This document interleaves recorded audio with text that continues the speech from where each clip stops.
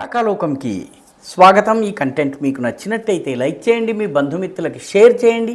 ఇప్పటి వరకు సబ్స్క్రైబ్ చేసుకోకపోతే సబ్స్క్రైబ్ బటన్ని నొక్కండి, అదేవిధంగా బెల్ ఐకాన్ని కూడా తప్పనిసరిగా నొక్కండి. జై హింద్ మిత్రులారా. రాహుల్ గాంధీ ప్రస్తుతము ఓట్ చోరీ, ఓట్లన్నీ గల్లంతైపోతున్నాయి, దొంగ ఓట్లు పడుతున్నాయి, ఓట్ల జాబితాను తారుమారు చేసి అధికార పక్షమైనటువంటి బీజేపీ మిత్రపక్షాలు విజయం సాధిస్తున్నాయన్నటువంటి ఆరోపణతో బీహార్లో పర్యటిస్తున్నారు. అయితే బీహార్లో ఆయన ఎందుకు పర్యటిస్తున్నారు? మహారాష్ట్రలో చేయనటువంటి యాత్ర, హర్యానాలో చేయనటువంటి యాత్ర, ఢిల్లీలో చేయనటువంటి యాత్ర, జార్ఖండ్లో చేయనటువంటి యాత్ర ఆయన బీహార్లోనే ఎందుకు చేస్తున్నారు? చాలా కీలకమైనటువంటి విషయం. ఎందుకంటే బీహార్లో ఆయన చేస్తున్నటువంటి ప్రయత్నాల వల్ల మహాగఠబంధన్ కూటమి ఏదైతే ఉందో, లాలూ ప్రసాద్ యాదవ్ ప్రారంభించి ప్రస్తుతం ఆయన కుమారుడైనటువంటి తేజస్వి యాదవ్ నాయకత్వంలో ఉన్నటువంటి Rashtriya Janata Dal RJD, Congress party, CPI, ఇంకా కొన్ని పార్టీలు ఇవన్నీ కలిసి ఏర్పడ్డటువంటి మహాగఠబంధన్ కూటమి యొక్క కొంప కూల్చేందుకు ఆయన యాత్ర చేస్తున్నారా అన్నటువంటి అనుమానాలు వస్తున్నాయి. ఎందుకంటే వాస్తవానికి బీహార్లో జరుగుతున్నటువంటి ఎన్నికలు అసెంబ్లీ ఎన్నికల్లో పోటీ కానీ పోరాటం కానీ ఎవరి మధ్య ఉండాలి? ముఖ్యమంత్రి అభ్యర్థి అయినటువంటి ముఖ్యమంత్రిగా ఉన్నటువంటి నితీష్ కుమార్, మహాగఠబంధన్ యొక్క ముఖ్యమంత్రి అభ్యర్థి అయినటువంటి తేజస్వి యాదవ్, ఇద్దరి పర్సనాలిటీస్ మధ్య పోటీ జరగాలి. ఈ పోటీ వాస్తవానికి ఒక వృద్ధ నేత, జ్ఞాపక శక్తి తగ్గిపోతోంది, ఆయన ఏం చేస్తున్నాడో ఆయనకి తెలియడం లేదు, ఆయన పార్టీ ప్రజల్లో పెద్దగా ఆదరణని రోజు రోజుకి కోల్పోతోందని చెప్పి కొన్ని అంచనాలు కూడా వెలువడుతున్నాయి. ఆ నాయకుడికి ఒక యువకుడైనటువంటి తేజస్వి యాదవ్కి మధ్య పోరాటంగా జరిగినట్టయితే తేజస్వి యాదవ్కి అవకాశాలు ఎక్కువగా ఉంటాయి, గెలిచే అవకాశం. ఎందుకంటే తేజస్వి యాదవ్కి కూడాను ఈ ఎన్నికలు గెలవడం చాలా అవసరం. ఈ ఎన్నికల్లో కనుక ఆయన గెలవలేక మళ్ళీ బీజేపీ జేడీయూ కూటమి అధికారంలోకి వచ్చినట్టయితే ఆయన రాజకీయ జీవితం చాలా ప్రశ్నార్థకమైపోతుంది. భవిష్యత్ ఏమిటి? ఎందుకంటే వరుసగా 2-3 ఎన్నికలు ఓడిపోయిన వ్యక్తిగా ఉంటారు. పూర్తిగా ఆయన పరిస్థితి అగమ్య గోచరంగా తయారవుతుంది. కాబట్టి గెలవడం ఆయనకి చాలా అవసరం.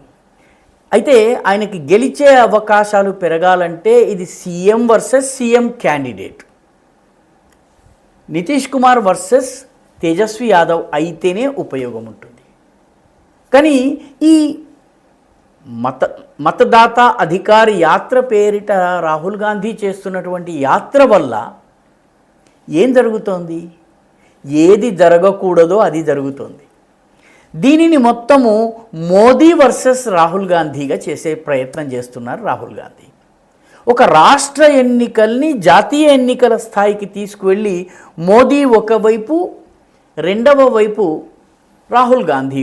మోదీ రాహుల్ గాంధీలు పోటాపోటీగా ఎదురెదురుగా నిలబడితే ఎవరికి ఎక్కువ ఓట్లు వస్తాయన్నది చెప్పడానికి పెద్దగా బుర్రకి పదును పెట్టాల్సినటువంటి అవసరం లేదు. రాహుల్ గాంధీ ఓడిపోతారు, మోదీ విజయం సాధిస్తారు. అంతేకాకుండా కాంగ్రెస్ పార్టీ 1989 ప్రాంతం నుంచి, 89 కన్నా ముందు నుంచే 85, 86 ప్రాంతం నుంచి అసలు బీహార్లో అధికారంలో లేదు. జగన్నాథ్ మిశ్రా చిట్ట చివరి కాంగ్రెస్ ముఖ్యమంత్రి. ఆ తరువాత మళ్ళీ కాంగ్రెస్ పార్టీకి ముఖ్యమంత్రి రాలేదు. రకరకాల పాలకులు వచ్చారు, లాలూ ప్రసాద్, నితీష్ కుమార్, ఇటువంటి మిగతా వాళ్ళందరూ కూడా ముఖ్యమంత్రులుగా ఉంటూ వచ్చారు. మొత్తం మీద అక్కడ కాంగ్రెస్ పార్టీ వరుస క్రమంలో 4వదో, 5వదో, 6వదో అయినటువంటి పొజిషన్లో ఉంది. పెద్దగా సొంత బలం మీద పోటీ చేసినా కూడా ఓట్లు వచ్చేటటువంటి స్థితి లేదు. కూటమిలో ఉంటేనే కొన్ని సీట్లు వచ్చే అవకాశం ఉంది. సో ఈ బీహార్ అసెంబ్లీ ఎన్నికను మోదీ వర్సెస్ రాహుల్గా ఎందుకు రాహుల్ గాంధీ మారుస్తున్నారు? దీనివల్ల తేజస్వి యాదవ్ అవకాశాలు దెబ్బతింటాయి. తేజస్వి యాదవ్ రాజకీయంగా ఎదగకూడదు. బీహార్లో తేజస్వి యాదవ్ ప్రభుత్వం వచ్చినట్టయితే నాకు ఒక పోటీదారు తయారవుతాడన్నటువంటి భయం ఏమన్నా ఉందా? లేక అసలు ఈ ఎన్నికల్లో ఏదో రకంగా తనను తాను ప్రొజెక్ట్ చేసుకునేటటువంటి ప్రయత్నం ఏమన్నా జరుగుతుందా? ఇది ఆలోచించాల్సినటువంటి విషయం. ఎందుకంటే నాకు బాగా గుర్తు, నేను విలేకరిగా పనిచేస్తున్న సమయంలో నంద్యాల ఉప ఎన్నిక వచ్చింది 2019కి ముందు. 2018 ప్రాంతంలో నంద్యాల ఉప ఎన్నిక వచ్చింది. ఆ ఎన్నికను స్టడీ చేయడానికి వెళ్ళినటువంటి సెఫాలజిస్టులు ఒక ఆసక్తికరమైన విషయాన్ని చెప్పారు. అప్పుడున్నటువంటి 3 ప్రకారం, ఇప్పుడు ఆ 3 లేకపోవచ్చును, ఆ ఎన్నికకు ఉన్నటువంటి 3 ప్రకారము అసెంబ్లీ అభ్యర్థుల మధ్య పోటీగా దీన్ని గనక మార్చగలిగితే వైఎస్ఆర్సీపీ అభ్యర్థికి అంత పాపులారిటీ లేదు, టీడీపీ అభ్యర్థికి పైచేయి ఉంటుంది అని చెప్పారు.